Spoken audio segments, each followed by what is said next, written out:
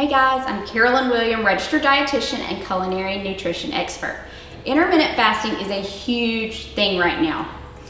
But for years, we've been thinking that we need to eat 6 small meals a day, or eat at least several meals or snacks during the day to keep the metabolism going. But about a year and a half, 2 years ago, I was writing a story and had the need to actually pull up all the research looking at metabolism and how frequently we need to eat and what it does to metabolism if we don't eat. And as it turns out, research doesn't really support that we need to eat all these times during the day. In fact, our metabolism actually stays the same or may even improve when you go longer between eating during the day. So all this research was intriguing to me, but I really had zero desire to try fasting. I'm one of those, I don't miss a meal or snack. I love to eat. I'm not very nice when my blood sugar gets low. It just seemed like a recipe for disaster. But shortly after I had to dig into all this research, I got an assignment to write about intermittent fasting. And I really like to try some of these things before I write about them, just so I can give a real accurate, here's like a real life, here's real life feedback on what it's like. So I decided I was gonna try intermittent fasting. If you're not familiar with intermittent fasting, there's a couple of different types. There's about 3 different types. The one that I did is referred to as 16-8, which basically means you're gonna eat all your meals or all your calories during the day between an 8-hour window. Then you're gonna go 16 hours without eating. So let me give you an example of how this works.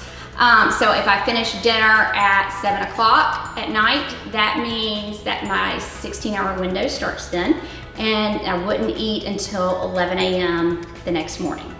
And then my eating window would be 11 a.m. to 7 p.m. And I get all my meals, snacks, calories, and nutrients in during that window. So I decided I was gonna try it for the story, or attempt to try it. I really did not even think I was gonna make it half a day. Just really had no desire to try it. But I did it, and what was even more shocking is that I actually ended up liking intermittent fasting. Feeling a lot better. I didn't have the hunger. I didn't have the low blood sugar. I felt better. It just kind of totally blew my mind because it was everything that I wasn't expecting. It was the exact opposite. So from that, because I'm still do intermittent fasting, usually on a regular basis on most days. But from that, I discovered these 3 myths about intermittent fasting. Okay, intermittent fasting number 1. You're starving and you're not eating any calories. Totally false. In fact, what I found is your appetite actually gets suppressed some. Usually when my eating window opens up, which I mentioned earlier is about 11 a.m., if you could do the 7 p.m. To 11 a.m. window. By the time it gets to be 11 a.m., a lot of times I forget to eat. I have to remind myself to eat. So your appetite kind of becomes suppressed somewhat, kind of the longer that you go. I've also found that it's more of a kind of mental thing, that I learned that my body really wasn't hungry. It was more of a mental and habit thing, that I was eating something or grabbing something, particularly in the mornings.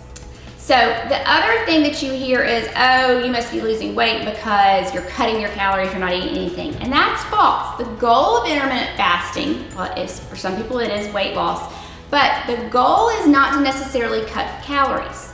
The goal is to get the energy and nutrients that you need, but just in that condensed 8-hour window. That can be challenging, but it's not necessarily to go super low calorie at all. It's just to cut your eating window. Okay, intermittent fasting myth number 2. You're gonna go crazy and binge when it does get to be your eating window. I don't know exactly how this works, but what I found is completely the opposite, at least for me. And this binging on stuff and not making healthy choices was a big concern for me when I first tried this. But what I found is exactly the opposite. And maybe it's because your appetite is somewhat suppressed, but I'm able to make better choices. I'm more thoughtful about my choices. I put more thought into them. Maybe it's because I know I have 8 hours to get the nutrients that I need. I appreciate my meals more. I enjoy them.